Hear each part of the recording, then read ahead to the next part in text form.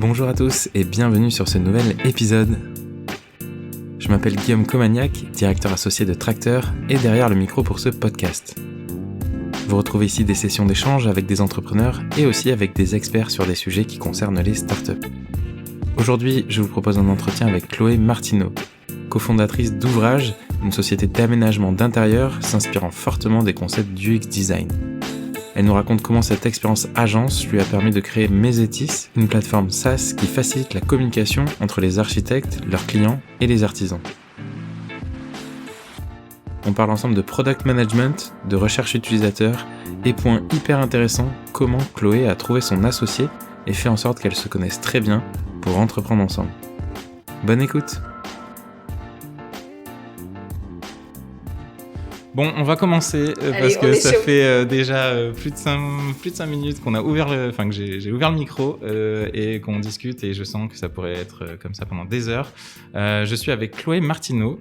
Bonjour Chloé. Bonjour Guillaume, salut. Je suis trop content qu'on redémarre les enregistrements physiques et de être avec toi pour ça. Donc merci d'être là. On va voir si je suis pas trop rouillé parce que honnêtement, vu qu'il y a eu la pause de l'été, la rentrée, etc., je suis peut-être plus aussi bon à l'exercice. Question qui change pas pour démarrer, c'est je vais te demander de te présenter. Raconte-nous qui tu es, d'où tu viens. Ok, donc je m'appelle Chloé Martineau, j'ai 30 ans. Et j'ai fait une carrière dans le monde du produit informatique. Je me suis complètement formée sur le tas, que tu vas voir. C'est assez classique en product management, surtout quand c'est des carrières de plus de 8 ans. C'est rarement une formation très précise et très normée. Donc je fais une école de commerce. Après, j'intègre Darty en Espagne, en acquisition web plutôt, web marketing. Et là, super expérience du stage de fin d'études qui se convertit en poste. Franchement, j'adore. Les chiffres du web grossissent beaucoup. C'est hyper grisant. Et en fait, on apprend que le groupe Kesa ferme les filiales, dont l'Espagne. Et donc, du coup, j'ai l'impression d'être un chat noir absolu. Parce que du coup, je dois rentrer en France. Alors que tu te plaisais Alors que en Espagne. j'adorais, mais c'était hyper violent. C'est-à-dire qu'ils ont fermé les magasins, il y avait 500 personnes en magasin, donc les gens étaient dans la rue. Enfin, non, c'était assez violent à vivre. Et quelque part, je me sentais aussi méga chanceuse de retourner dans un pays où il y avait plus de plein emploi, si on peut parler de ça, en tout cas moins de chômage qu'en Espagne. Et donc après, là, je cherche un autre poste. Il se trouve que par une connaissance de mes parents, j'intègre une start-up. Qui est dans une phase un peu compliquée, mais où j'apprends le métier de product manager, où d'ailleurs j'y rentre complètement par un malentendu, puisque je pense que je vais être chef de produit, donc que je vais gérer des produits physiques. Donc comme c'était une start-up d'immobilier, je suis persuadée que je vais gérer des appartements, un peu comme chez Darty, les chefs de produits géraient des machines à laver, grosso modo. Et pas du tout, j'ai des devs qui me disent alors on est à Grenoble, qu'est-ce que tu veux mettre dans le prochain sprint? C'est quoi le backlog? Je sais pas quoi. Je dis, alors attendez, je sais pas du tout ce que c'est que ce boulot, en fait. Quelle langue vous parlez? Parce que moi, je fais français-espagnol, mais c'est quoi sprint, backlog? Exactement. Je dis, par contre, ça a l'air chouette, je veux bien apprendre. Donc, j'ai appris le métier de product par des devs. Et du coup, il voulait absolument faire du test-driven développement, donc c'est pas du tout ce dont on parlera aujourd'hui, mais en gros, c'est des méthodes de dev qui sont basées d'abord sur l'écriture des tests, pour être bien sûr qu'on respecte les critères fonctionnels de la chose. Et du coup, c'est une entrée très technique dans le monde du produit, qui va beaucoup m'aider après pour décrocher mon boulot chez Mano Mano, qui était au début mon échelle quand je les ai rejoints, en tant que chef de projet web marketing. Donc je pense que ça regroupe à peu près la moitié des métiers du web, ce titre. Mais voilà, mes compétences en produit vont me permettre de créer une équipe, d'accéder au poste de CPO pendant 3 ans, donc Chief Product Officer, et de gérer une équipe de, je dirais, 5 personnes, 5 products, avec du coup une équipe technique qui fait que grossir. Arrivé à un certain stade, je trouve que je passe plus de temps à organiser des gens et dire quoi faire plutôt que de le faire. Donc je demande à changer de poste et à créer le département de recherche utilisateur. Ça, on en parlera pas mal aujourd'hui. Ouais, parce que je pense que c'est vraiment hyper puissant pour des entrepreneurs. Et littéralement, d'ailleurs, ma réflexion à l'époque, c'est de dire, ok, après Mano Mano, je sais que je veux monter ma boîte. Je sais qu'il y a un gros écueil des entrepreneurs qui est de se planter sur le potentiel marché de leurs produits Et donc, il n'y a pas de market fit et du coup, c'est la fin de la boîte. Donc, je vais essayer de me former à ça. Je vais profiter de cette belle école qu'est Mano Mano pour découvrir les subtilités de cette partie qui est en fait beaucoup d'écoute, d'empathie et d'analyse. Et voilà, mais bref, on va en parler, mais c'est vraiment hyper profond comme changement, en tout cas, que ça a opéré chez moi. Et du coup, après Mano Mano, donc ça fait 2 ans et demi que je suis partie, après d'ailleurs avoir monté leur bureau à Bordeaux avec une petite équipe de salariés historiques, j'ai créé Ouvrage, qui est une agence de design d'intérieur qui reprend les codes de l'UX design, donc centré utilisateur. Du coup, on pose plein de questions à nos clients, on fait avec eux leur parcours client chez eux, c'est très drôle. Et en fait, après 2 ans sur cette agence, on s'est rendu compte qu'il y avait plein de moments de friction qui empêchaient à l'agence de grandir suffisamment, qui nous empêchaient ce qu'on va appeler le scale, et peut-être qu'en tant qu'entrepreneur, vous en avez déjà entendu parler, mais de fait, une agence, c'est à l'inverse d'un business model qui scale. Plus vous devez faire de chiffre d'affaires, en fait, plus il vous faut de personnes. Donc, on va imaginer des outils qui permettent aux agences d'archi et d'archi d'intérieur de scale. Et du coup, c'est le projet Mesetis qu'on lance maintenant. On fait les phases de démo pour aider en fait ces agences à avoir plus de clients et à avoir une charge mentale modérée pour pas exploser sur la quantité de retours par projet. Ok, alors j'ai volontairement, je me suis censuré parce que tu as ouvert plein de chemins, mais en même temps là dans ton intro, donc déjà merci, ça fait un peu aussi une forme de sommaire. Moi j'entends plusieurs points que j'adorerais aborder avec toi. On a parlé donc de product, de product management. Je pense, et ensuite tu as parlé de recherche utilisateur et ça bien sûr on va en parler. Ça reste quand même malgré tout des métiers, on va dire nouveaux dans le monde startup maintenant, c'est très codifié, normé et ça y est en France, en Europe, on est ça commence à venir. Tu l'as pas dit, mais toi aussi tu participes à développer ces métiers-là avec notamment la Product Conf que t'as ramené à Bordeaux aussi.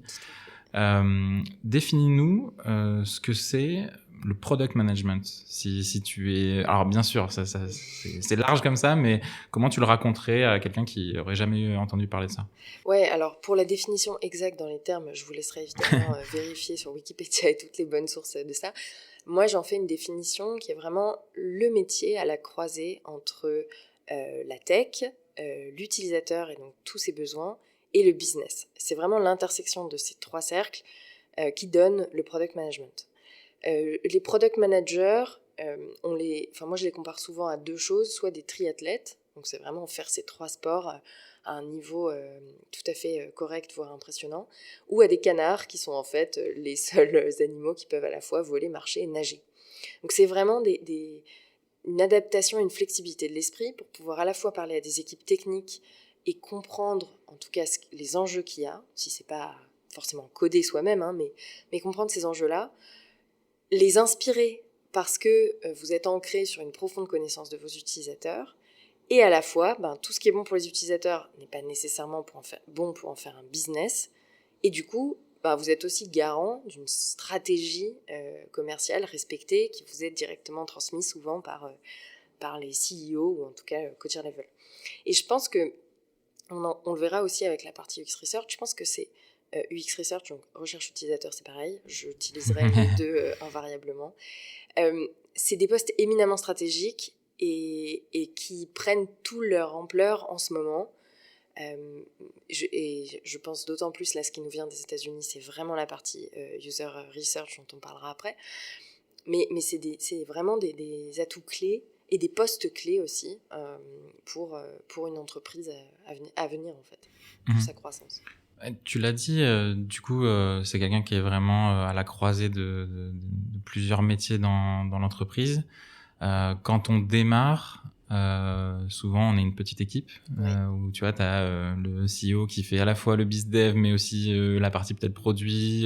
Il y a peut-être son associé technique qui lui aussi fait un peu de produit parce qu'il a son regard technique. Comment on coordonne ça quand on est vraiment en tout démarrage? Et qui doit prendre ça en charge? Parce que parfois, il y a aussi ce biais-là que quand on est fondateur et qu'on veut représenter les utilisateurs, c'est peut-être pas toujours la bonne personne. Ouais, bien sûr. Alors du coup, si vous êtes fondatrice ou fondateur, bien souvent, c'est vous qui endossez le rôle de product manager en plus de toutes vos autres casquettes, puisque vous allez parler éventuellement avec des interlocuteurs techniques, si votre produit est technique. Vous allez aussi avoir les retours de vos clients, et évidemment, vous êtes la tête du business. Donc, assez naturellement, les organisations commencent uniquement par les fondateurs et fondatrices et ensuite recrutent une product manager à partir d'une certaine taille quand en fait la partie business et stratégique est suffisamment développée, on va dire, pour que vous n'ayez pas le temps de faire les revues de tout ce qui a été codé, de passer les entretiens utilisateurs vous-même, etc. Donc quand vous êtes tout petit, dites-vous que vous êtes déjà product manager en plus de CEO, quoi. Et d'ailleurs, c'est assez important après, on en parlera certainement, de pouvoir lâcher cette partie-là. C'est très dur, parce que bien souvent, c'est ce que vous avez créé à la force de vos petits bras et à la sueur de votre front. Mais, et c'est tout à fait le sens de ta question, on est extrêmement biaisé quand on est à la création de son produit. On a tendance à avoir des biais cognitifs très forts, notamment celui de confirmation, c'est-à-dire d'entendre beaucoup plus et avec beaucoup plus d'ardeur les pensées et les retours de vos utilisateurs qui vont dans le sens de ce que vous avez créé, au lieu d'entendre les petites voix qui vous disent qu'en fait ça ne va peut-être pas fonctionner. On a tendance à écarter ces gens-là. Et j'ai envie de dire que c'est bien normal, quelque part, puisque vous, il faut que vous ayez suffisamment de confiance en vous pour vous rassurer que votre produit ait suffisamment de portée. Le problème, c'est que si vous n'entendez pas suffisamment les parties adverses, ça peut être des produits qui passent en fait à côté de grosses opportunités et qui laissent la place potentiellement à un concurrent qui les entendra mieux pour être plus flexible. Donc il y a un vrai enjeu, en tout cas au début, de connaissance client pour les fondateurs et fondatrices, et vraiment essayer de faire la part des choses entre ce qu'on entend qui va dans notre sens et ce qu'on entend qui en fait clairement n'est pas dans le sens de la suite du projet. Je pense que c'est vraiment pas facile, et je vous invite au maximum à débriefer à plusieurs, soit avec d'autres entrepreneurs qui du coup n'ont pas de billes dans votre projet particulièrement et pourront un peu vous ouvrir les yeux sur un retour client, soit vraiment d'en parler à un maximum de gens, même avec vos proches. Après, ils ont un peu de mal à vous dire tout ce qu'ils font de leur pensée, mais plutôt des collègues entrepreneurs qui du coup connaissent votre quotidien mais n'ont pas particulièrement d'affect avec votre produit. Je pense que c'est un bon tips.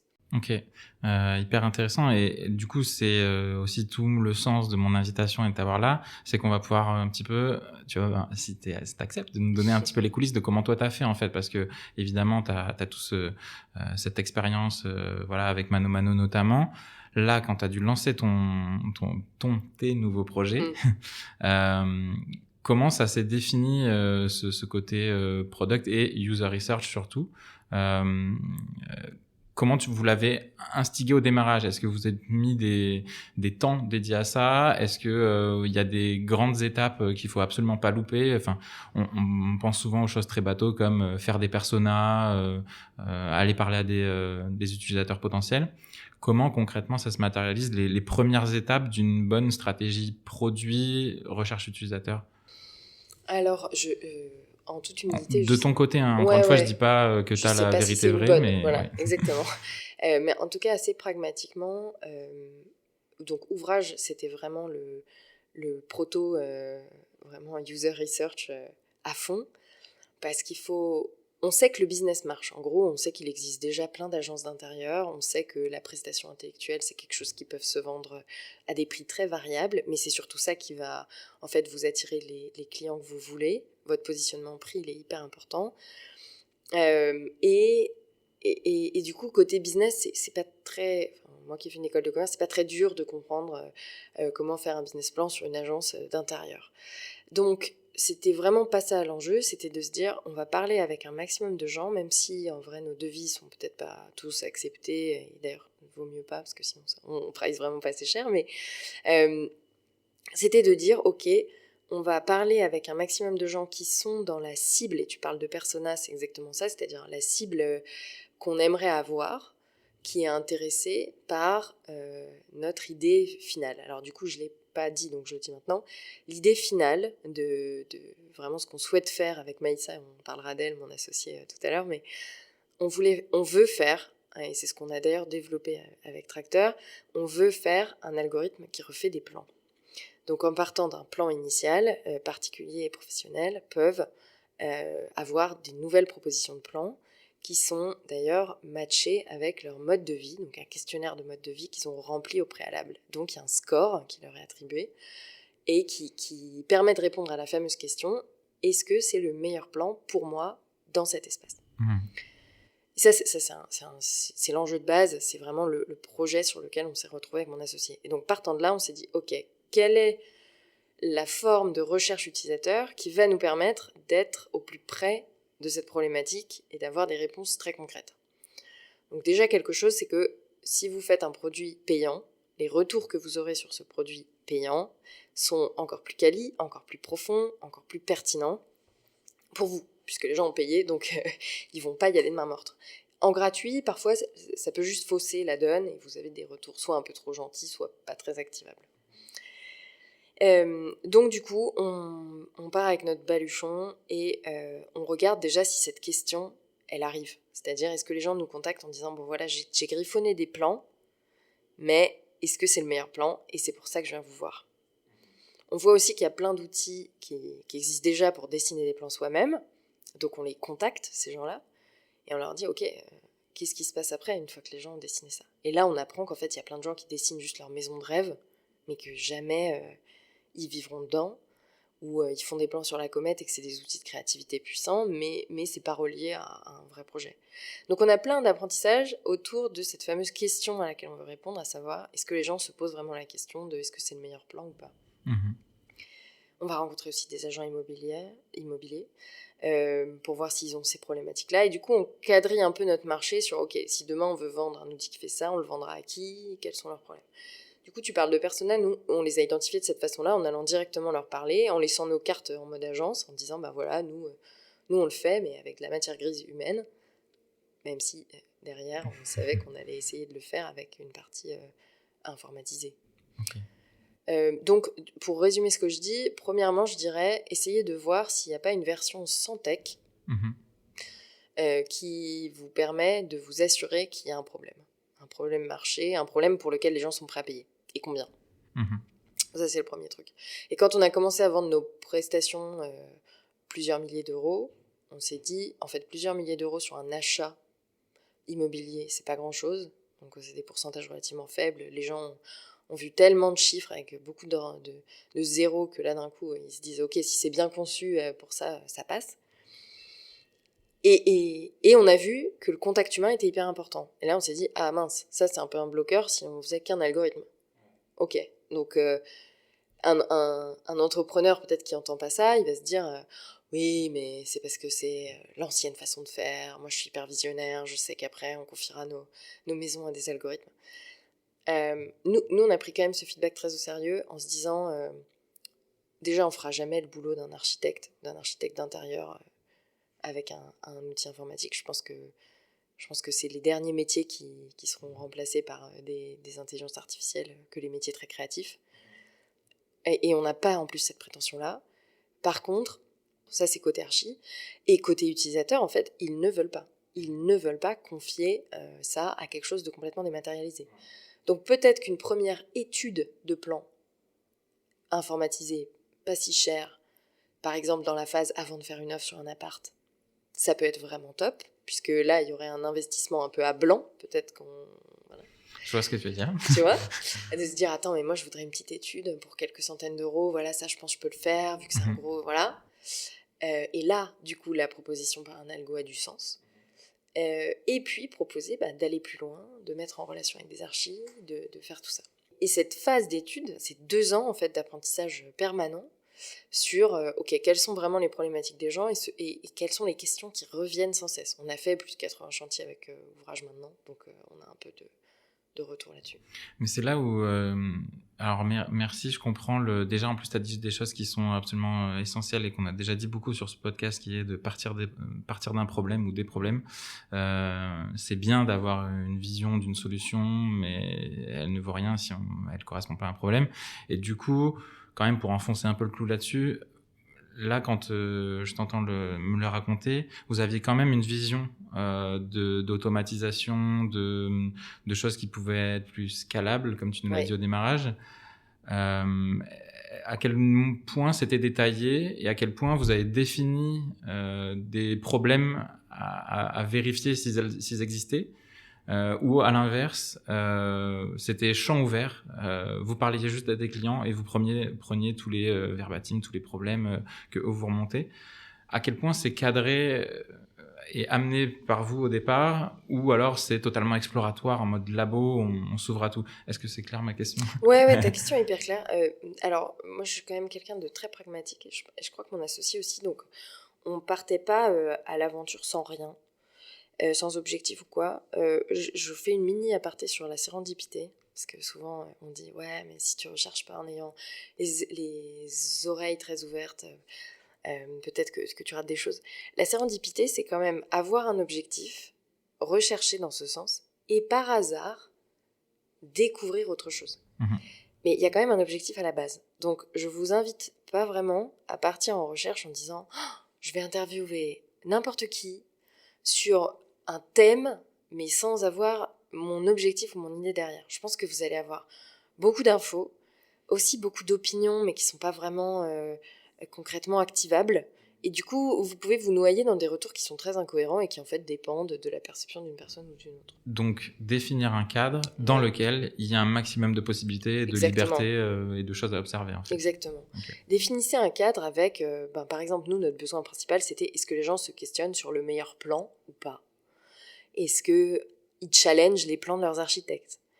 Est-ce qu'ils ont envie ou pas ? Et d'ailleurs, évitez de poser vos questions en est-ce que, je me rends compte en même temps que je parle, mais est-ce que ça vous apportera des réponses fermées en oui, non, qui ne sont pas très intéressantes ?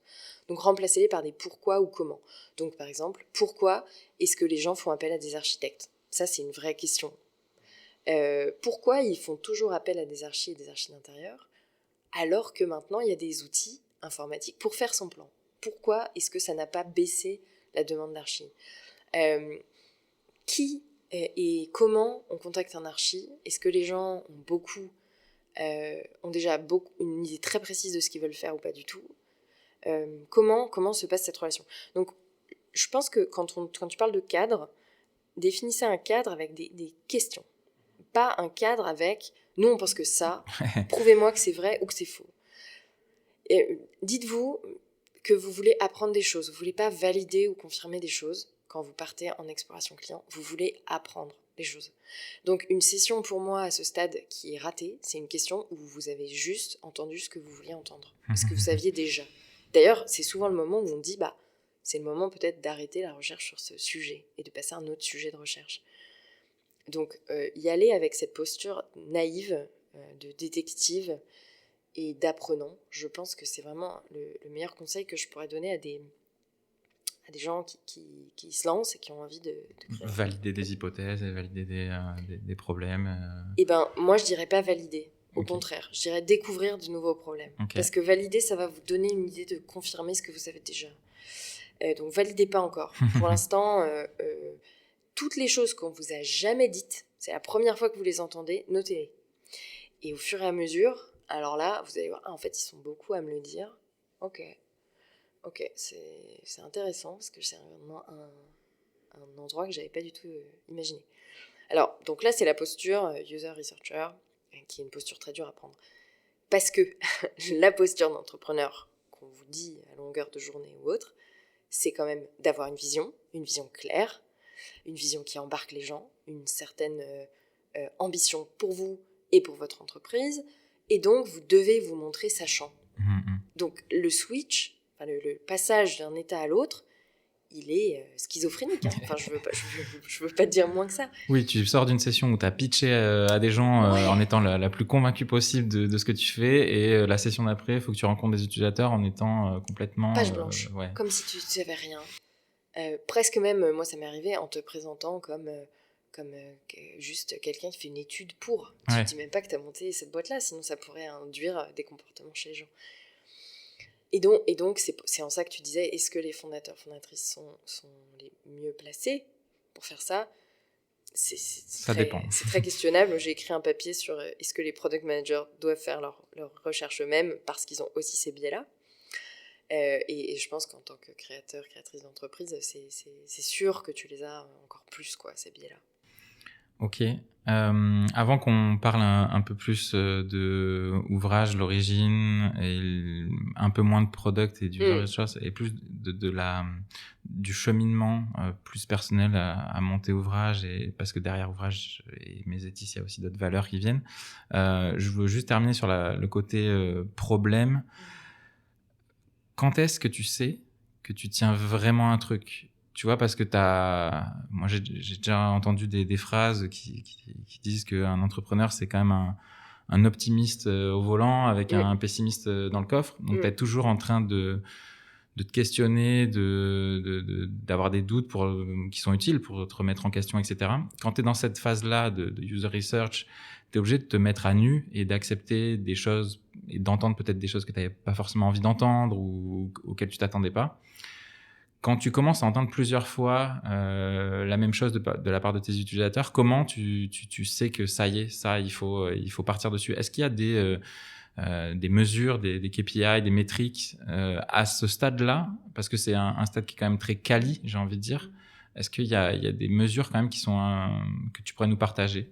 Ah oui, alors moi, la question que je pose très souvent, quand les gens me disent « Ah, mais ce serait super si… » Alors attends, avant de rentrer là-dedans, autre tiroir qui s'est ouvert, qui est très important, et qui va du coup nous amener à ça. Parfois, il y a les gens qui se disent les gens savent pas ce qu'ils veulent, ou oui, mais si on regarde les grands créateurs d'entreprises, en fait, ils ont pas questionné leur cible parce qu'ils savaient mieux qu'eux. Ça, c'est un écueil majeur. Donc, je suis absolument d'accord avec tout ce qui a été dit juste avant. Mais il ne faut pas que vous alliez voir vos utilisateurs en leur demandant des solutions. En fait, les gens sont nuls pour vous donner les solutions parce que c'est pas leur métier. En fait, eux, ils vivent avec des problèmes. Donc, ce qui est essentiel, c'est que vous creusiez leurs problèmes. À chaque fois qu'un utilisateur va vous proposer une solution, et je vous dis ça, je me le répète à moi-même aussi, parce que c'est très, très, très, très dur. Il va vous dire « Ah, mais en fait, ce serait génial une app où tu rentres ci, ça, je sais pas quoi. » Il est déjà parti hyper loin sur comment serait designée l'app. Ben vous, tout ça, ça ne vous intéresse pas. La seule chose qui vous intéresse, c'est de lui dire « Ah bon, et quel problème ça résoudrait ? Pourquoi tu aurais besoin de cette app ?» Ou pire, vous faites l'avocat du diable. Ouais, mais t'as pas vu, il y a déjà ça nativement dans l'iPhone, gratos, voilà. En fait, c'est hyper important, déjà parce que parfois il y a des gens qui savent juste pas, en disant ah oui, tiens, il y a un dictaphone dans l'iPhone, je savais pas. Moi, j'avais prévu d'avoir une app qui enregistre, bon, je sais pas quoi. Bon, donc ça, c'est pas très activable. Du coup, vraiment, je le répète, ne demandez pas à vos utilisateurs de vous designer une solution. La co-création, ça arrivera bien après. D'abord, demandez-leur quels problèmes ils ont. Et si on design cette app, pourquoi ? Je vous prends un exemple méga concret pour les archis d'intérieur avec ouvrage. En gros, y a une question qui est la veille. La veille des archis d'intérieur, à savoir regarder le marché, savoir ce qui est bien, les nouvelles tendances, ou au-delà des nouvelles tendances, qu'est-ce qui va rester intemporel et qu'est-ce qu'on peut mettre chez les gens qui ne va pas être démodé dans 5 ans, etc. Et donc pour ça, il y a plusieurs façons de le faire. Soit il y a Pinterest, soit il y a Instagram. Et il y a aussi les photos et les screenshots qu'on a dans son téléphone. Et je parlais avec une archi d'intérieur qui m'a dit « Mais moi, ces photos, c'est potentiellement le truc le plus critique de ma veille, parce que je vais voir une forme, un motif, une association de couleurs que je n'y avais pas pensé. Je vais prendre une photo et je ne vais jamais la revoir. Elle est dans mon fil photo mélangée avec mes photos de vacances. C'est l'enfer, je ne le montrerai jamais à un client. Elle est perdue. Pour autant, c'est peut-être ce qui avait de plus abouti dans ma veille, parce que c'est ça qui m'a montré « Ah ouais, c'est hyper inspirant, c'est parce que tout le monde a vu sur Insta ou sur Pinterest. » Donc ça a beaucoup de valeur, mais en même temps, c'est perdu. Ben ça, c'est typiquement un problème. Je m'en fiche qu'elle me dise après « Et donc ce serait génial, une app, ou truc. » Non. Vous avez compris que le problème, c'est que ce qui a beaucoup de valeur est perdu avec d'autres choses, donc n'est pas forcément au bon endroit. On a tout essayé, hein. Je lui dis « Ouais, mais recherche avec la barre de Google Photos ou d'iPhone, vas-y, tape ce que tu taperais. » Bon, elle tape des termes hyper propres à la décoration d'intérieur que, bien sûr, les algorithmes de Google n'ont pas. Par exemple, le Zélige, comme carrelage, jamais tu vas retrouver toutes tes Zéliges. Elle dit « J'en ai 300 et il m'en trouve 0. » Donc, j'ai vraiment essayé de faire l'avocat du diable en disant, ok, si un jour je veux vraiment ajouter cette feature à mes ETIS pour faire gagner du temps aux agences d'archi d'intérieur, et je veux ajouter des fonctionnalités qui permettent de structurer leur veille, ben, est-ce que vraiment ça mérite que j'investisse du temps, de l'argent là-dessus, alors qu'en fait, j'ai pas assez regardé, il y a une alternative qui est relativement simple. Voire même, pire, il y a des produits qui font déjà ça, mais je les prends en API ou je fais autre chose. On s'en fiche en fait de comment vous le construisez, l'essentiel c'est, ok, là j'ai un besoin quand même que j'aimerais bien explorer. Il se trouve que moi aussi, mon téléphone en tant qu'archi d'intérieur est rempli de screenshots, etc. Donc ça a fait écho en moi. Et du coup, c'est pertinent. Donc première des choses, de toutes ces digressions d'exemples, c'est de dire, attachez-vous vraiment à questionner le problème de votre utilisateur. Les solutions qu'il va proposer ne sont pas assez bonnes. Ça ne va pas en faire des entreprises. C'est pas ça qui vous intéresse. Et donc ça, c'était quand même le premier point sur solution ou problème. Ce que tu m'avais posé comme question, c'était à quel moment, quand tu détectes ce genre de problème-là, tu te définis, ok, en là, fait y a ça, un truc. c'est Là, vraiment un plus dur. truc, et tu peux l'avoir, voilà, je te demandais des métriques ou voilà, exactement. Moi, la métrique qui va me guider, et là c'est plutôt business, c'est de dire, est-ce que la personne est prête à payer pour ça ? Et limite, maintenant, dans le sens où, ok, ouais, j'ai vu que c'était un problème, est-ce que tu pourrais payer pour ça ? D'accord. Et combien ? Ok. Bah écoute, si tu m'envoies un Lydia, là, je te le fais. C'est essayer en fait de voir jusqu'où c'est prégnant en fait, jusqu'où c'est vraiment un irritant ou un problème qui suffisamment déclenche un acte d'achat. Et moi je dirais, c'est la seule métrique qui vaille. Ok. Ouais. Oui, parce que les gens peuvent te laisser leur email pour être poli, oui, tout à fait. Mais payer, ça sous-entend vraiment une implication. Ouais. Ah ouais, tout à fait. Et puis aussi de voir combien ça vaut, combien ça coûte en fait. Ok, bah écoute, ça me va moi, hein. C'est une très bonne métrique. Et en effet, le côté solution, c'est vrai que heureusement que on s'attarde pas sur les solutions de Monsieur Manhattan, sinon on serait dans la vie de tous les jours tous entrepreneurs à avoir tout le monde des boîtes, des idées de solutions.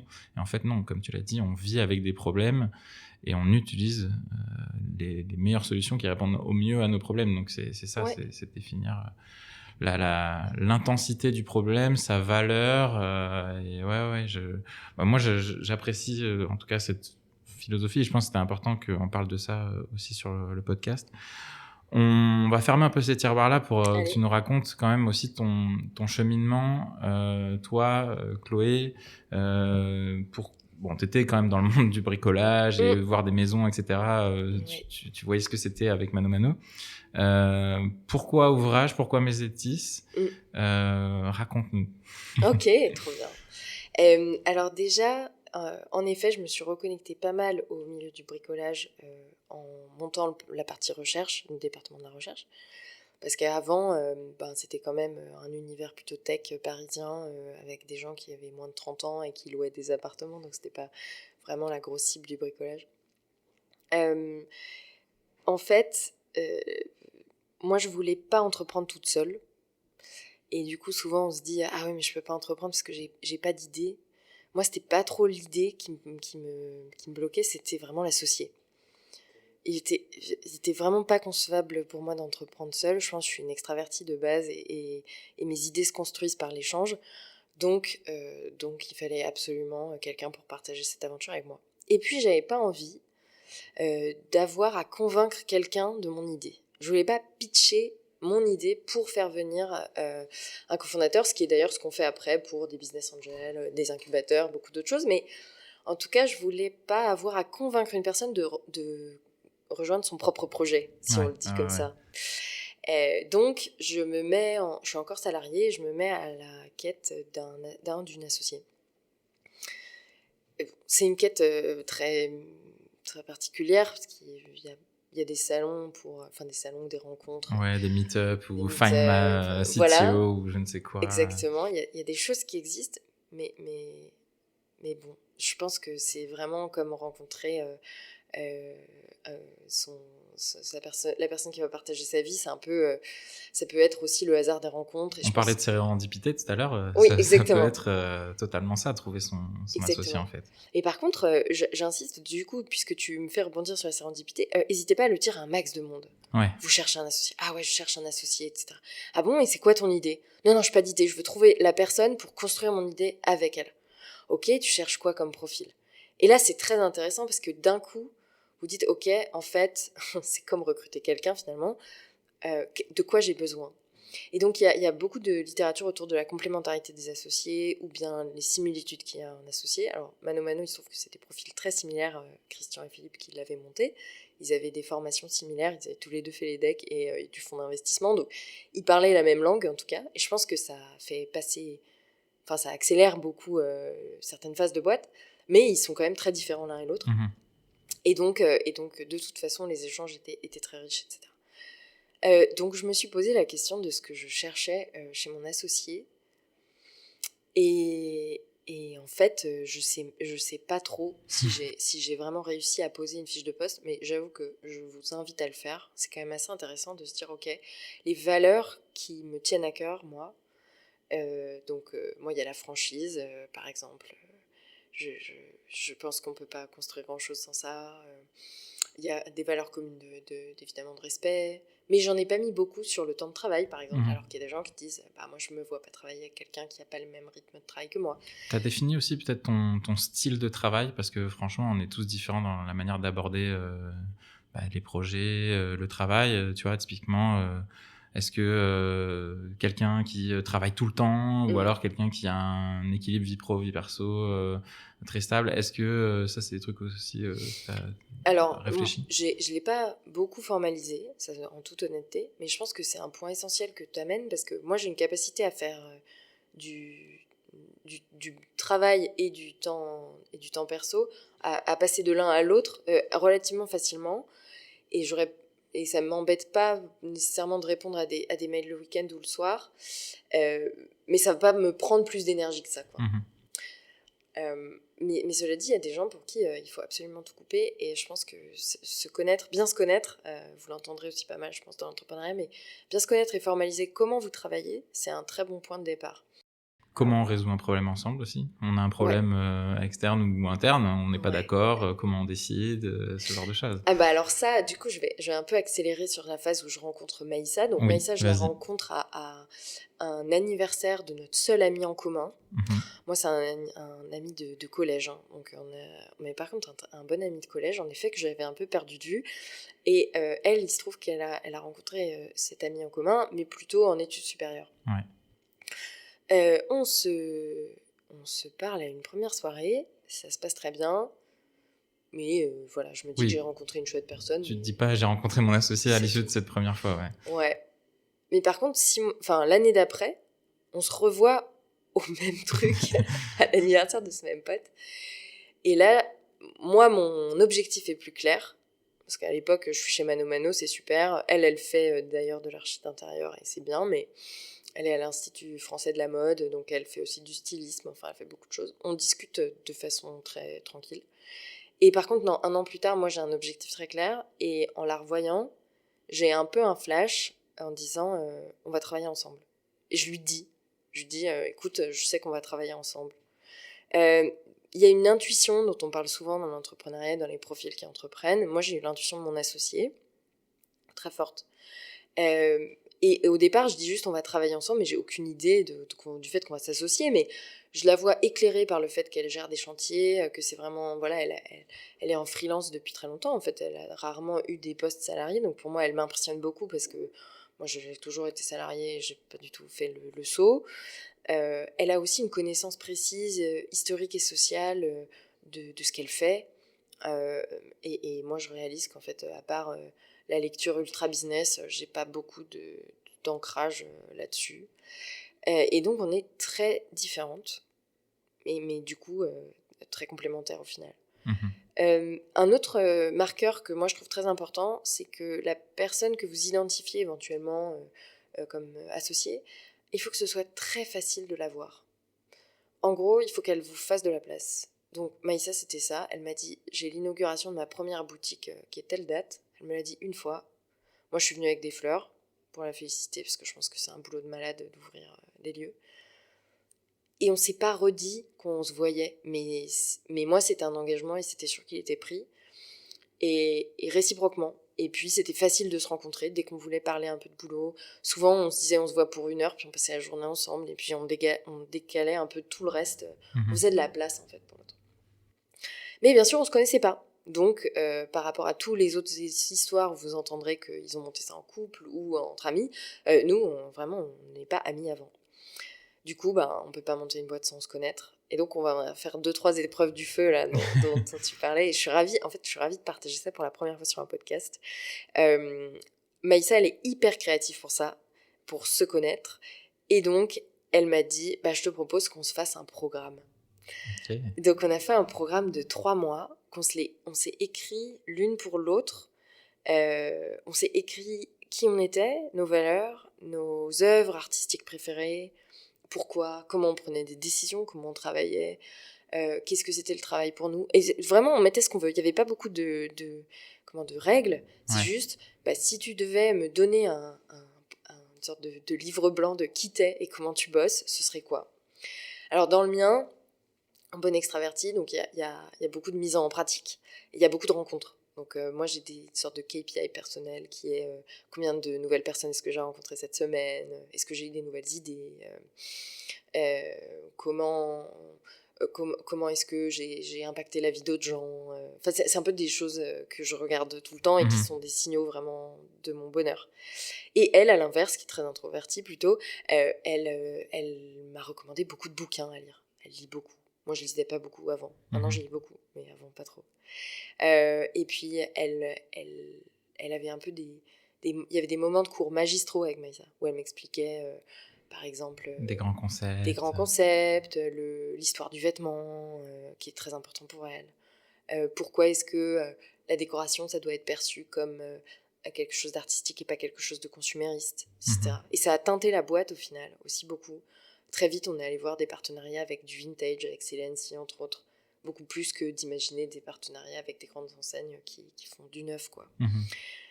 Donc voilà, donc on se donne nos programmes et on se dit, voilà, jusqu'à décembre, là on a 3 mois. Elle devait faire des défis dans le mien. Elle avait plein de défis, elle allait parler à des gens qu'elle connaissait pas, déjeuner avec, poser son plateau sur une table où il y a une personne qui déjeune toute seule. Elle avait plein de défis pour comprendre un peu ça. Puis moi, j'avais une grande balance en fait de mon corps et de mon esprit. Donc, je faisais beaucoup de yoga, de marche. J'adore faire des choses où il n'y a pas d'intellect, où le cerveau est un peu en pause. Il se trouve que depuis que je suis entrepreneur, quand même, le cerveau n'est pas trop en pause dans ces moments-là. Il a tendance à fourmiller, donc méditer ou faire des activités physiques un peu en pleine conscience. Et Maïssa, elle avait plutôt une relation très cérébrale avec elle-même et pas beaucoup d'écoute de son corps. Donc ça aussi, c'était dans le programme, qu'elle essaye le yoga et tout. Voilà. Donc c'est fascinant, c'est la première fois vraiment que j'entends ça. Donc vous vous êtes fait des programmes personnalisés sur mesure l'une pour l'autre. Exactement. Et donc ça a duré 3 mois. Et est-ce qu'il y avait des points d'étape, genre toutes les semaines ou mois, vous faisiez un petit point sur qu'est-ce qui a été fait, qu'est-ce qui m'a posé problème, et c'était une base de discussion pour vous en fait. Exactement. C'est-à-dire que ça ouvre des portes sur ok, tu me dis de faire ça, mais pourquoi c'est important pour toi, c'est important pour toi, qu'est-ce que tu vas en retirer? Je dis, mais en fait, c'est pas très important ce que moi j'en retire. Par contre, toi, ce que tu vas en retirer, on va voir. Parce que rencontrer des nouvelles personnes, tu fais tout le temps dans l'entrepreneuriat. Et elle, en tant que free, en fait, elle le faisait pas tant que ça. Elle était reconnue pour son boulot et donc du coup, les missions s'enchaînaient un peu sans qu'elle ait trop à faire sa prospection. Mais on s'y réfère encore beaucoup aujourd'hui, en disant ah oui c'est vrai, ça faisait du sens dans ton programme et tout. Donc ça c'est plutôt pour ma partie. Et puis elle voulait vraiment qu'on ait un temps toutes les deux en vase clos un peu, pour qu'elle me partage pas mal de choses qui elle l'animaient beaucoup. Et donc deuxième épreuve du feu, on a loué une baraque pendant 4 jours sans réseau, téléphone ni internet évidemment, en Bretagne. D'ailleurs, c'était pour le Nouvel An. Donc, franchement, ma mère a dû croire que j'étais sous influence et tout. Enfin, je veux dire, c'était un peu perché. Ni elle ni moi, on est vachement Nouvel An. Dans l'idée, on s'était quand même dit. C'était pas mal parce que c'était un break que tout le monde prend. Et donc, du coup, on a pris 4 jours dans un Airbnb. Et on s'est dit, bon, on va voir. De toute façon, si même on se tape sur la tête après 4 jours, bon bah ce sera la fin.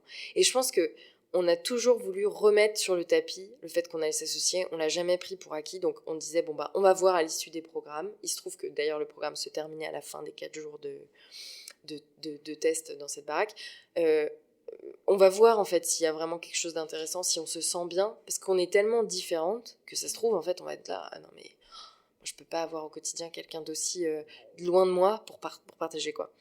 Donc par exemple Maïssa, ça l'angoisse de partir marcher en forêt toute seule, ou avec moi, ça l'angoisse totale. Elle est là, et du coup quand on y allait, je lui disais parle-moi de trucs que tu connais, qui te rassurent. Et régulièrement elle me communiquait son pourcentage de stress quoi. Elle dit là je suis à 30%, 40, 50. Pourquoi ? Je rigole, mais en fait, c'est que je trouve ça, pas marrant, mais c'est une preuve de confiance et de mise à nu aussi à ce moment-là. Et c'est très fort parce que c'est sûr qu'une fois que tu as passé ces étapes-là, honnêtement, après, voilà, tu peux aller n'importe où avec cette personne. Et puis tu vois aussi les signaux d'anxiété en fait qui arriveront dans le taf. Tu vois ce qui se passe. Voilà, qu'elle regarde ses pieds, qu'elle regarde un peu moins autour, qu'elle profite pas, qu'elle accélère le pas ou bien qu'elle ralentit. Mais les marches en forêt sans but, pour moi, ça, c'est la mort cérébrale, en fait. Et à juste titre, c'est juste que c'est ça qu'on cherche. Mais elle, c'est impossible. D'ailleurs, c'est comme ça qu'elle va me partager des insomnies, à force, et je suppose qu'il y a plein d'entrepreneurs qui en ont, de trop tourner ses plans dans sa tête. C'est là où c'est fou parce qu'on voit qu'on a chacun des drivers ou en tout cas des choses qui nous appellent, qui sont très différentes en fonction des personnalités, parce qu'au contraire, il y a vraiment des gens qui vont rechercher cet état, et c'est ce que tu dis toi, de solitude presque méditative, d'aller se perdre ou voir de quelque chose qu'on n'arrive plus à faire aujourd'hui, mais de s'ennuyer. Parce que c'est de là que naissent peut-être des nouvelles idées, ou en tout cas qu'il y a un alignement dans sa tête qui se fait entre plusieurs briques qui n'étaient pas assemblées ensemble.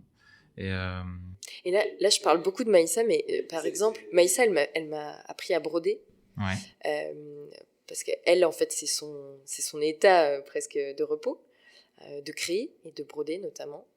Donc elle m'a dit, vas-y, tu sais, tous les t-shirts un peu cool, on voit marqué bisous, machin. C'est pas de la broderie autre que ça, c'est vraiment, vraiment ça. Faire un certain type de point, le répéter, et du coup rentrer dans cet état où en fait ton corps le fait seul, et du coup ton esprit soit vagabonde, soit se repose, etc. Et moi, je suis hyper stressée de faire des choses comme ça, parce que les points sont bien sûr pas très beaux au départ. Ça m'énerve, je crois en la regardant que je sais faire, donc je refais vite, et c'est pas ça, et elle me le dit et tout, et donc je commence à me gratter le nez, ça c'est un vrai truc, je me gratte le nez, je suis pas bien, je suis vraiment pas bien. Et du si coup, un jour vous croisez Chloé qui se gratte le nez, allez pas lui parler, elle est pas bien, elle va vous tomber dessus. Franchement, c'est exactement ça. Et je dis, mais c'est comme si, vraiment, tu sais, la moutarde te monte au nez, c'est ce sentiment-là, t'es pas bien, t'es pas à ta place, tu montres que t'es en échec, en fait. Complètement, et ça fait déjà 10 fois qu'elle me l'explique, donc j'apprends pas assez vite, je me mets une pression de fou sur ça. Et là elle me dit, ouais, ou peut-être que juste t'apprends à broder et que personne n'a brodé en une seconde comme ça. Donc peut-être que tu te détends sur ton niveau de performance, toutes les attentes que les gens ont sur toi, etc. Et là elle met le doigt sur un vrai truc de mon profil d'entrepreneur, qui est de vouloir faire parfaitement, de vouloir que les autres voient dans mon travail une certaine forme un ego de ouf, sur un truc que je n'ai jamais fait. Et l'entrepreneuriat, c'est quand même plein de choses qu'on n'a jamais fait, donc si on se met la pression à chaque fois et qu'en plus on a le regard des autres qui nous pèse dessus, c'est quand même compliqué. Donc voilà, tu vois, deuxième test que moi je recommande vraiment, c'est de se dire, ok, si on passe 4 jours sans aucun contact à l'extérieur, qu'est-ce qu'il en ressort en fait ? Et nous, on était hyper apaisés, hyper reposés, alors que c'était très intense. Et qu'on se connaissait pas, enfin faut quand même le dire, on avait passé 3 mois ensemble, de façon sporadique avec un programme. On a fait aussi un questionnaire d'associés pour terminer ça. D'ailleurs, si tu le veux, je l'ai en ressources et franchement, il pose des très très bonnes questions. Volontiers. Notamment, qu'est-ce qui vous énerve déjà chez l'autre ? Et ça, je trouve cette question géniale parce qu'il y en a toujours un truc. Et pour vous donner les réponses qu'on avait, donc Maïssa, je trouve qu'elle est snob. Donc je lui dis, je trouve que t'es méga snob. Si on connaît pas telle ou telle référence, on se sent jugé par toi. Elle a dit quoi pour toi ? et moi, elle m'a dit, moi, ce qui m'énerve déjà, c'est que t'as un rapport trop bizarre à la bouffe. Et elle a raison, parce qu'à l'époque, je mangeais beaucoup de coraya, donc c'est bizarre comme truc à manger. C'était pas vraiment du poisson, c'est dans un sachet plastique et tout. Elle m'a dit, ouais, moi, ça m'agace déjà, parce que je sais qu'on pourra pas partager grand-chose. Elle adore, elle est locavore, elle fait tout ça. Enfin, d'ailleurs, la première boutique qu'elle a faite, c'est une épicerie vrac bio. Enfin, elle a vraiment une valeur Peu de chance qu'au resto, vous commandiez la même chose, ou voire même que si vous commandiez de la bouffe, chacun fait sa commande de son côté, quoi, en fait, c'est ça. Et en fait, ce qui est ultra drôle, t'as raison de dire ça, mais ce qui est ultra drôle, c'est qu'en fait, on s'est fait un peu un pari dans 2-3 ans, à force d'être ensemble. Moi, je lui ai dit qu'elle allait faire une retraite de yoga, alors que c'est vraiment aux antipodes de ça. Et elle m'a dit, ouais, tu verras, mais toi, t'iras à un endroit juste pour tester un resto. Et ça, c'est typiquement à l'inverse de tous mes codes de voyage aujourd'hui. Je comprends pas. Je trouve qu'on passe trop de temps à table. Enfin, je suis vraiment... je suis presque l'utilisatrice de feed, tu vois, Ouais. typique, qui trouve que ça n'a pas beaucoup de sens. Et la réalité, c'est qu'en fait, on s'approche quand même de ces changements-là et que ces paris, je pense, vont être tenus. Déjà, Maïssa part en retraite de jeûne et méditation, parce que moi, je l'ai fait, j'ai trouvé ça top, et elle essaye en novembre, là. Et moi, j'ai changé. J'ai plus mangé un coraya depuis déjà 1 an et demi, et j'ai déjà vachement changé mes habitudes alimentaires. Bon, ça se soigne, ça va. Passionnant, vraiment ça. Je pensais pas du tout, tu vois, on parlerait et qu'on prendrait un temps vraiment là-dessus, mais au final, merci pour le partage. Je pense, enfin moi, ça me donne aussi plein d'idées parce que là, on parle de ça pour s'associer, mais au final, il y a à mon avis des choses aussi quand tu es au démarrage de ta boîte sur tes premiers employés aussi. C'est très important. Enfin, en plus, toi, tu l'as connu. Passer d'une boîte avec quelques collaborateurs à des centaines, ça peut être à mon avis aussi des choses, des questions, des bonnes pratiques en tout cas à avoir, de connaître l'autre, et donc c'est hyper intéressant.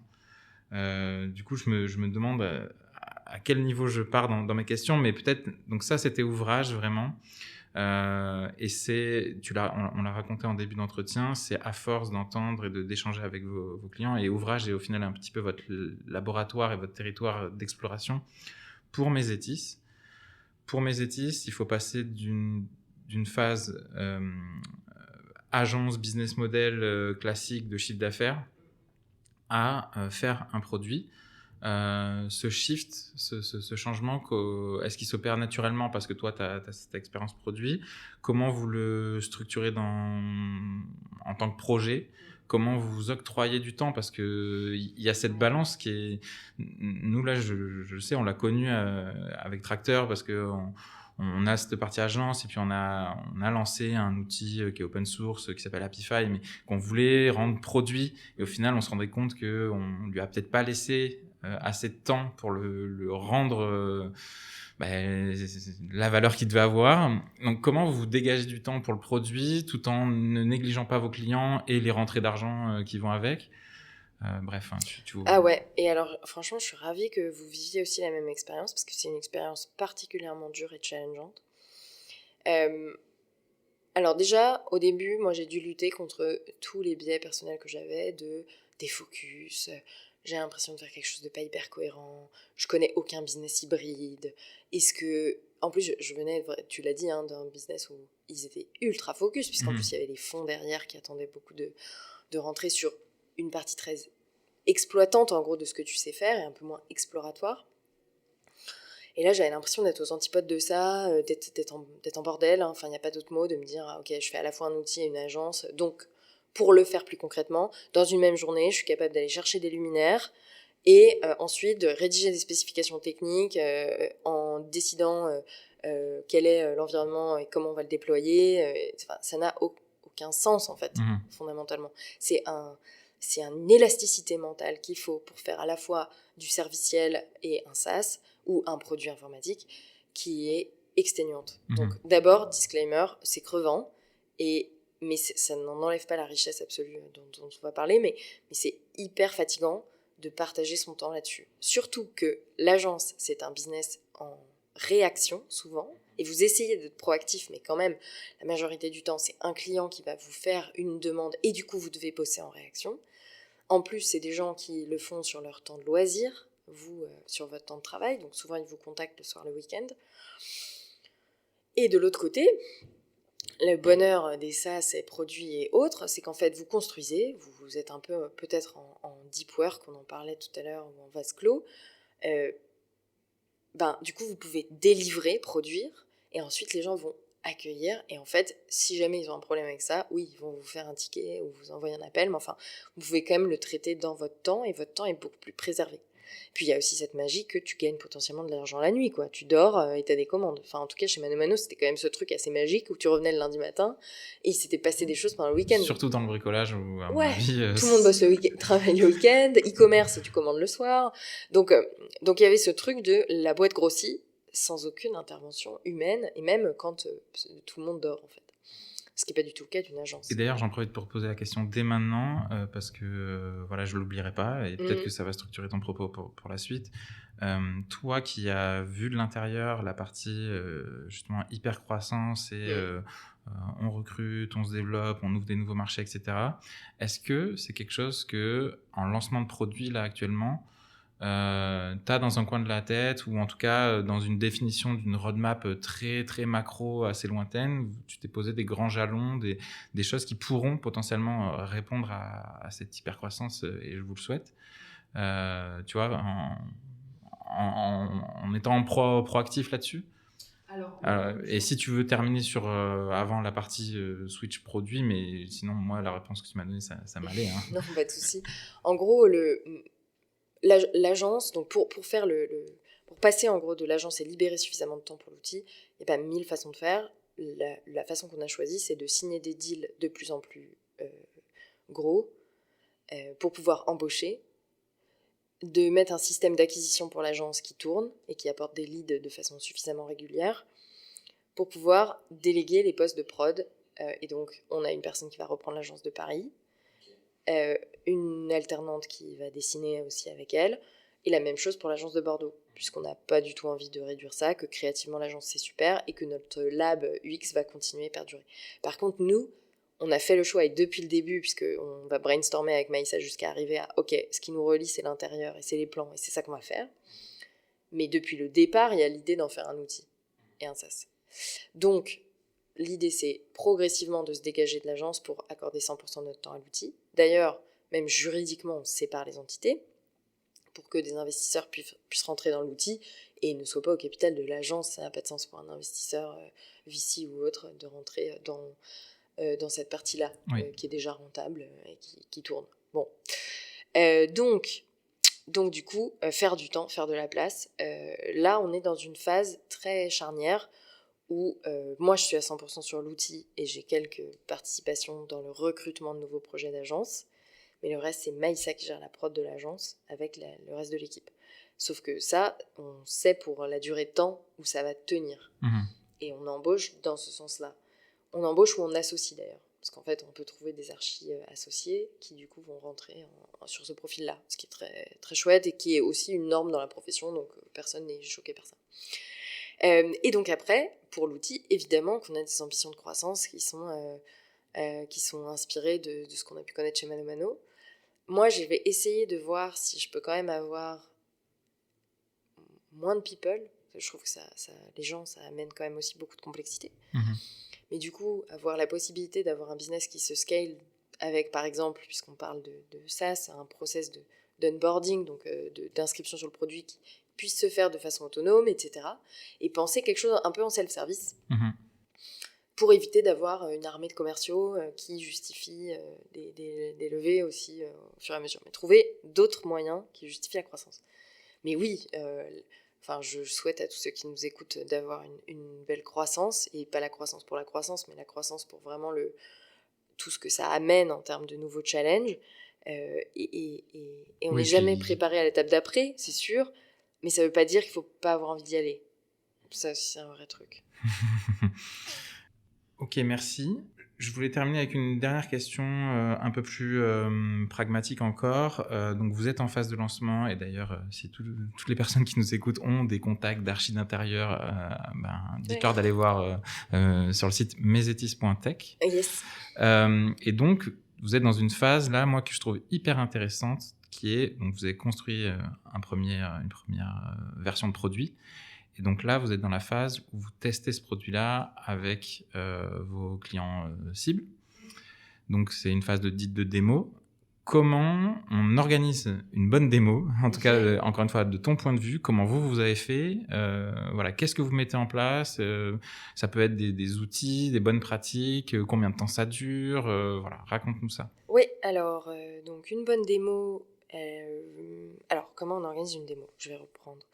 Donc, au départ, vous avez identifié où est votre cible et comment vous pouvez la trouver, l'approcher. Donc, nous, par exemple, c'est les annuaires d'archi d'intérieur. Donc, il y a un fichier que vous créez de gens à appeler. Et je dirais au début, assez contre-intuitivement, commencez pas par des gens que vous connaissez trop bien. Dites-vous que vous allez vous rôder sur ces appels. Donc, au début, des gens vraiment random, ça peut être pas mal. Je vous conseille d'obtenir les 3 oui. C'est une méthode d'appel qui est pas mal. C'est-à-dire, vous dites bonjour, vous êtes bien. Donc, la personne va vous dire oui. Vous êtes la personne responsable. Vous êtes archi d'intérieur pour telle agence. Oui.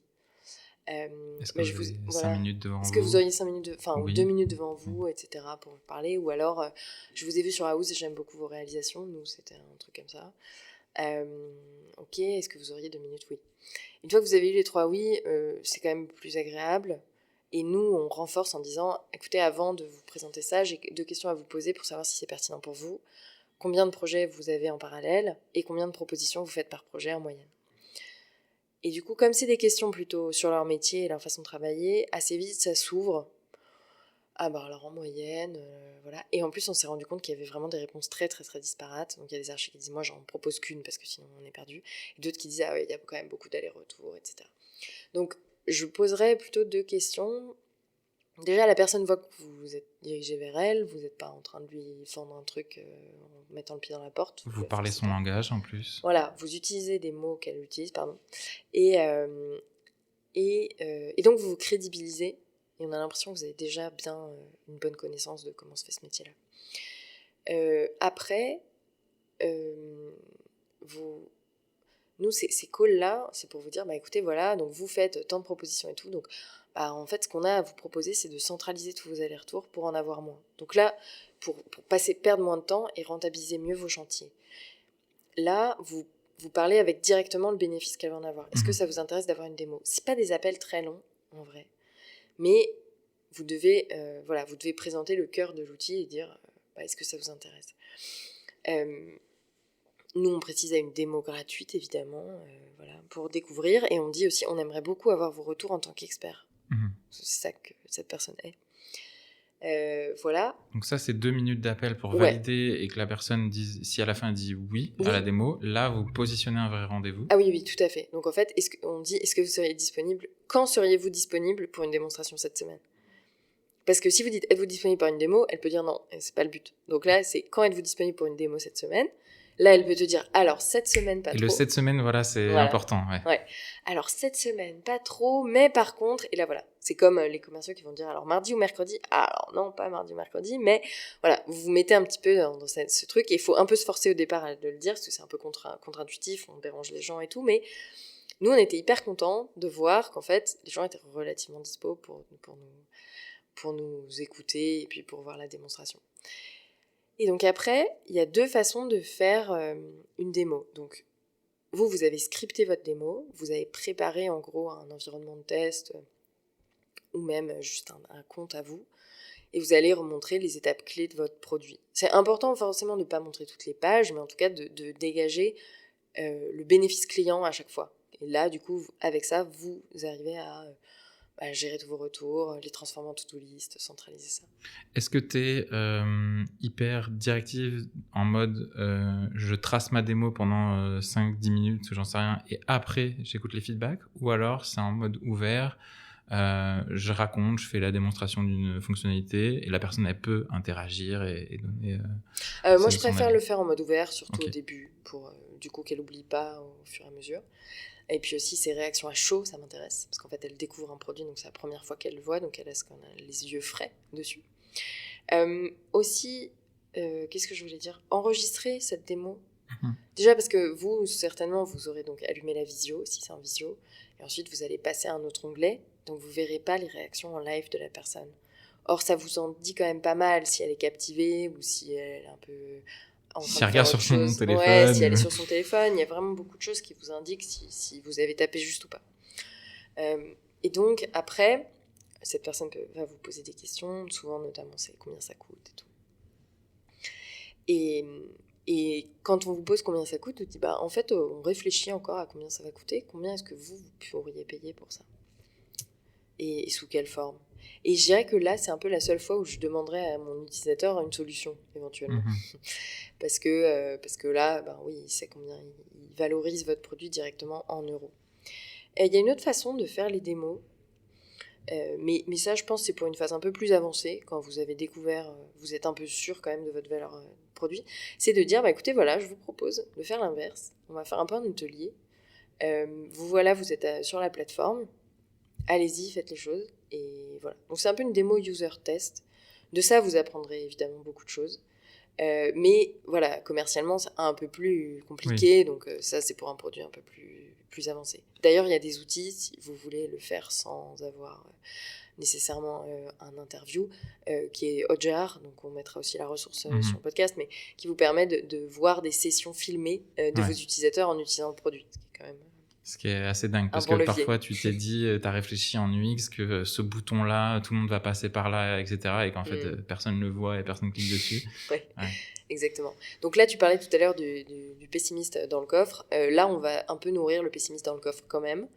Vous exposez votre produit au marché, ça peut être hyper intimidant pour vous, mais c'est nécessaire comme phase et vous serez beaucoup mieux après cette phase. Ok, et donc, en gros, il y a 2 portes de sortie à la démo. C'est soit la personne est intéressée et vous a donné un prix, etc. Soit elle n'est pas intéressée. Dans les 2 cas, quel suivi tu fais ? Alors, on renvoie un email après la démo en disant merci beaucoup, voilà pour créer votre compte, etc. C'est gratuit. Et c'est intéressant, j'ai réfléchi il n'y a pas plus tard qu'avant-hier, donc je vous le partage en live. Et je me disais un truc assez chouette, ce serait surtout quand vous êtes sur un produit en lancement et que vous avez une équipe technique qui va sortir des nouvelles fonctionnalités avec vous. En fait, tous les 2-3 mois, de redire, écoutez, vous aviez participé à la démo, voilà en gros les nouvelles fonctionnalités, donc maintenant vous pouvez faire ça. Ça donne de la vie au projet, et en fait, les gens qui ont peut-être fait la démo à un moment vont vous rejoindre beaucoup plus tard. Et merci, en fait, parce que vos retours ont permis de développer ça. Voilà. Donc en fait, je dirais que c'est jamais perdu, et soigner un peu tous les contacts que vous pouvez avoir, même avec des gens qui vous disent... Nous, le pire qu'on ait eu, c'est ah non, mais moi, mes clients, ils viennent me voir dans... Enfin, le pire. Le pire par rapport à ce qu'on propose. Là, non, les clients, je les discipline, ils viennent toujours en rendez-vous dans mon agence, parce que ça fait 30 ans que je fais ce métier, etc. Bon, cette personne-là, elle a peu de chance d'utiliser un SaaS quand même. Elle a tellement une légitimité sur le marché qu'elle a renversé le bras de fer, quoi. Et est-ce que pré-démo, tu peux déjà écarter des gens quand tu vois qu'ils ne rentrent pas dans ton persona? Typiquement, pour être très caricatural, tu vois quelqu'un qui a 30 ou 40 ans de métier, et donc peut-être qu'un outil, ça, c'est pas sa culture. Tu peux d'ores et déjà, pré-démo, dire non, c'est bon, on va pas ni l'embêter, ou alors son avis quand même exprès, parce que c'est avec quelqu'un qui va potentiellement être très critique sur l'outil numérique. Est-ce qu'il a quand même de la valeur ou... Comment dire, c'est pas une réponse évidente, dans le sens où il y a des gens qui ont 30 ans de métier qui sont rincés, et il y a des gens qui ont 30 ans de métier et qui ont trouvé la solution, quoi. Donc, et qui restent passionnés. Voilà, et qui restent passionnés, qui sont hyper curieux et tout, donc c'est un peu difficile. Oui, surtout quand tu connais pas la personne avant, c'est vrai. Et puis même, au début, tu fais ton persona, mais c'est un peu théorique, et au fur et à mesure, tu te dis, maintenant, je vois qu'effectivement, j'ai des réponses qui ciblent vraiment bien pour tel usage. Ok, maintenant, je vais prioriser ce qu'on appelle Happy Few ou First Hardcore User. En gros, les fans, je vais aller les voir direct, comme ça je vais gagner du temps. Surtout sur une logique d'abonnement, autant rentrer les premiers abonnements quand c'est relativement facile. Donc je dirais, sur vos premières démos, tapez un peu large et vous allez voir comment vous vous faites recevoir en démo. Aussi, des gens peuvent vous dire, oui, c'est pas pour moi, mais par contre, j'ai des contacts. Ça, c'est important, et ça nous a permis d'avoir pas mal de démos comme ça. Notamment le post LinkedIn que j'ai fait, en fait, il y a plein de gens qui ont mis des contacts dedans. Donc, trop cool. Oui, ben ça revient à ce que tu disais pour trouver un associé avant. En fait, c'est quand vous avez un besoin, partagez-le au maximum de gens et comme ça, tu as plus de chances. En tout cas, tu te fermes pas la porte à ce que quelqu'un puisse te recommander des profils, que ce soit des clients ou d'associés. Carrément. Donc, si vous avez un besoin, partagez-le. Ouais. Merci infiniment Chloé. J'aime bien terminer. Donc là, on a partagé quand même pas mal de ressources. Tu as dit que tu n'étais pas forcément très lecture, mais quand même, peut-être dans les livres que tu as recommandé Maïssa ou des livres un petit peu incontournables pour toi, j'ai constitué une sorte de bibliothèque de tous les invités. Chaque invité me partage un livre et du coup, il y a le lien aussi dans les notes du podcast. Est-ce qu'il y en a un qui est marquant pour toi ? C'est pas forcément nécessairement que entrepreneuriat ou tech, hein. Il y en a pas mal, en réalité. Celui que tu m'offrirais. Celui que je t'offrirais. Je suis en train d'essayer de me programmer un cadeau là en plus. C'est mon anniversaire cette semaine. Non, franchement, je vais un peu botter en touche, mais je vous invite à le lire. C'est Chez soi de Mona Chollet. C'est un livre qu'on a donné à toutes les personnes qui rejoignent la boîte de le lire. Donc Mona Chollet, c'est une activiste féministe et qui est aussi journaliste et qui fait un travail remarquable sur plein de sujets, mais elle en a fait un sur l'intérieur, et par exemple c'était mon livre de confinement aussi, parce que c'est quand même assez à propos. Et en fait elle remet l'importance de l'intérieur dans notre société. Aussi, elle valorise les introvertis qui en fait souvent dans l'entrepreneuriat sont un peu mis de côté parce qu'ils brillent pas assez, ou on n'entend pas assez parler d'eux, etc. Je pense qu'il y a de la place vraiment pour toutes les façons d'entreprendre, y compris pour les introvertis. Et donc, en fait, je vous le recommande vachement parce que déjà, ça a eu beaucoup d'effets sur moi. Déjà, ça m'a aussi réconciliée en partie avec la façon dont ma mère traitait l'intérieur et pourquoi elle était vraiment très carrée sur la façon dont était rangée la maison, mais aussi pourquoi elle, peut-être qu'elle n'avait pas entrepris alors qu'elle aurait pu entreprendre. Et pourquoi aujourd'hui le fait que moi j'entreprenne et qu'il y ait finalement des ratios si différents entre les femmes et les hommes dans la French Tech, ce soit un problème. Enfin, ça couvre en fait, si vous le lisez avec aussi votre mindset d'entrepreneur, je pense que vous pouvez l'emmener assez loin. Exactement. Et donc Chez soi de Mona Chollet, je vous le recommande vivement. Peut-être qu'aussi ça partagera des souvenirs de confinement. Ok, top. Bon, merci beaucoup. Est-ce que j'ai oublié quelque chose ? Il y a quelque chose que tu aurais voulu absolument rajouter en venant ici ? Sinon, écoute... Non, écoute, je pense qu'on a couvert vraiment beaucoup de choses et je suis ravie d'avoir parlé de plein de choses dont j'ai jamais parlé avant. Je suis évidemment disponible sur LinkedIn si vous voulez m'ajouter. J'allais y venir, mais c'est bien, tu fais le podcast à ma place, donc c'est très bien. Oui, donc les gens ils peuvent te contacter sur LinkedIn et puis je partagerai en effet les sites de Ouvrage et Mésétis. Tu es déjà intervenu sur d'autres podcasts, donc les gens qui ont aimé entendre Chloé, vous pouvez aller la retrouver aussi en cherchant son nom. Tu as fait plusieurs posts Medium qui sont aussi intéressants sur... on a parlé d'hypercroissance, de ces sujets-là. Qu'est-ce que je peux rajouter d'autre ? Non, c'est ça, merci. Et puis suivre aussi ce produit-là qui est au lancement. Je touche plein de bois et je vous souhaite vraiment le meilleur. Il y aura potentiellement aussi des recrutements, tu l'as dit, de votre côté. Donc les personnes qui écoutent ça et qui ont apprécié, allez aussi regarder ça avec intérêt. Et puis, moi, je remercie aussi toutes les personnes qui nous ont écoutés jusqu'ici. Et je vous dis à très vite pour un prochain épisode. Merci, Guillaume. Merci. C'est la fin de cet épisode. Si vous êtes toujours là, merci infiniment. J'espère que vous avez passé un bon moment. Et si c'est le cas, vous connaissez la formule. Like, partage, commentaire, toutes ces petites actions ont un impact et peuvent m'aider et aider le podcast à se développer. Je vous donne rendez-vous très bientôt pour un prochain épisode. Pour être sûr de ne pas le louper, le plus simple c'est de vous abonner avec votre application de podcast préférée. D'ici là, portez-vous bien et à très bientôt.